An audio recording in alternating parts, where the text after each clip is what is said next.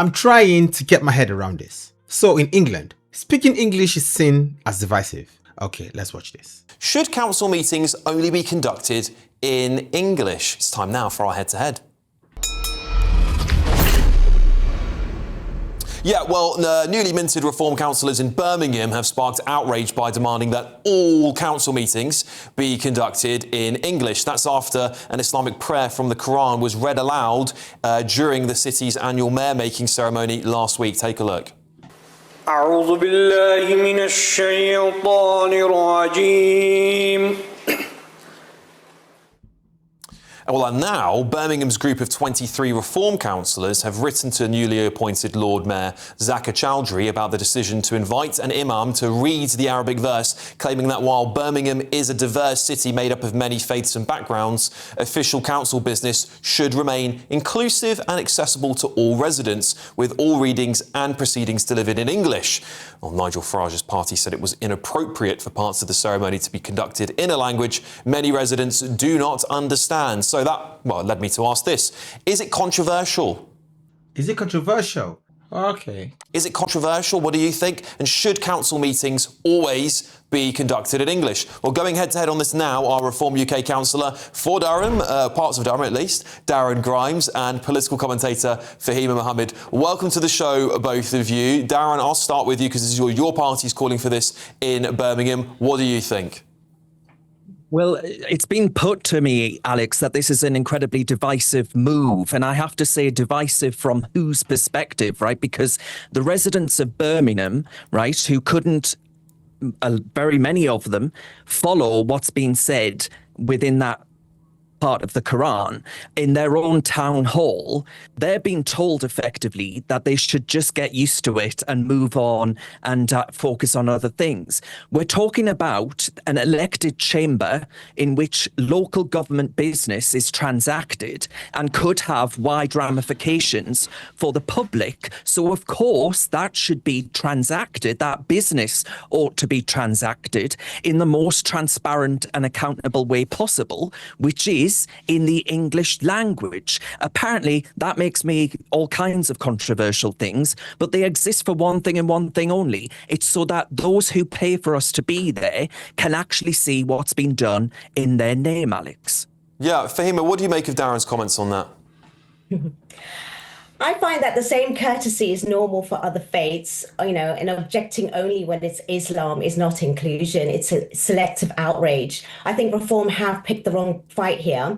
Nobody's arguing that council businesses should not be, you know, conducted in a language that all residents can understand. This was not policy, nor voting, not even a meeting, to be honest. It was, you know, scrutiny of public services being hidden from people. It was just a short ceremonial reading and also translated into English afterwards at the start of the mayoral year, just like how you would probably get if there was a Jewish person elected and they might call a rabbi for a blessing, just like how you swear in Parliament on the Quran because it means more for that person coming from that background. And yeah, of course, you know, at the end of the day, the civic spaces, it should reflect the people they serve. But if prayers, blessings or reflections have been tolerated for years, suddenly objecting when it's an Islamic looks less like protecting English and more like politicizing Muslim visibility. Yeah, guys, what do you make of this? Some people believe religion should be taken out of politics entirely, so separate faith from the state. But generally speaking, is England still a Christian country, or is it not just a secular country? I'm still trying to understand this because I think speaking a country's language in that country shouldn't be something that's up for debate. Darren, is it just biased against Islam?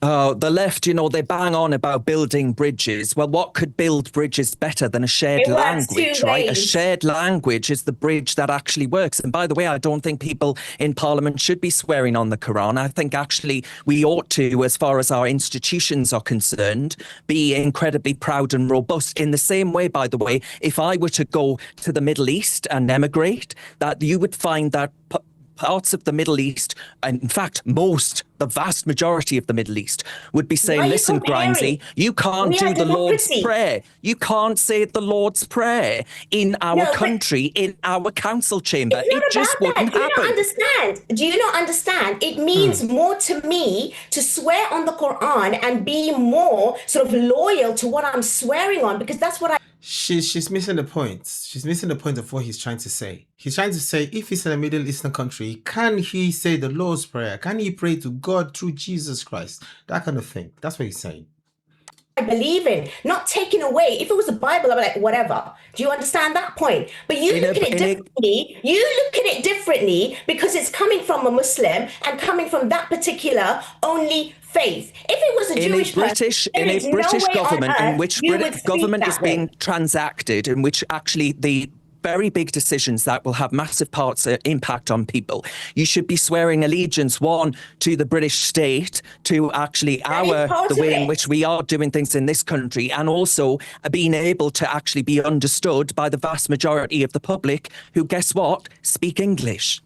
Yes, and you know what? The British Muslims are part of England, and they can understand because Don't speak English. With just a small 30-second of a prayer for blessing, nothing to just anything. Why do you need to do that? There are plenty of mosques around the country. Why do you need to do that in a council chamber? I mean, that if everybody just wants their own language to be spoken, you know, in England, then wouldn't that divide us? What do you guys think? Wouldn't that divide us? Jamaicans say, oh, please, you have to speak patois. Well, because it was done for every other tradition and faith, so why not for this? Because we're part of it. There is nothing wrong in having that. There is nothing wrong in being inclusive to say that we are just, putting a blessing. It's a prayer. No, there's nothing. Do you know what? I actually find inviting. It's inviting. The lazy tropes that you just polished off there in the 2 minutes we've been on this interview, in which you suggest that reform, or me as a reform councillor, I have a problem with the fact that it's a Muslim. This letter to the Muslim Lord Mayor, it didn't object to him holding office as a Muslim. It objected to non-English proceedings in a public body. It didn't weaponize his faith to shut down legitimate questions. You use that racism card. You use the fact that you try to smear us as being Islamophobic in order to shut down debate here. It's selective outrage. It's selective outrage. It wasn't anything to do with the fact that these people are coming in or taking over or putting things forward in that way. It was just something which is legal. Let me ask you one very... Let's be fair. Let's be honestly fair. Guys, I might be wrong, but ordinary people watching the council meeting might be like, oh, interesting. Very quick question. Let's just get final thoughts from both of you. Darren, to you, then over to you, Fahima. Yeah. Birmingham is a multicultural city, right? We said that at the very start of this.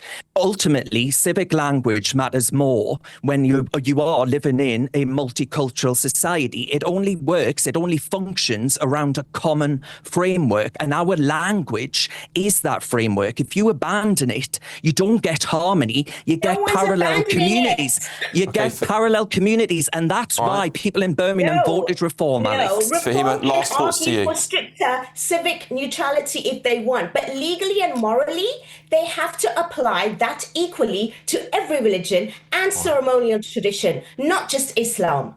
That's the difference. All right, Fahima Mohammed and Darren Grimes there. Thank you both very much for joining me. Very fiery debate between you two. Love to see it. Wow. Okay. That's very interesting. Birmingham, yes, is very diverse, but one of the requirements of becoming a British citizen or getting a visa to the UK or generally coming to this country is being able to understand, speak, and communicate in English. I mean, that's what it was. But people like the ordinary people like us that don't understand Arabic or any foreign language, when we see things like this, we go like, oh, we were expecting it to be all in English, and people just get a bit confused. Anyway, guys, let me know what you think about this in the comment section. Is the demand to speak English in councils actually divisive?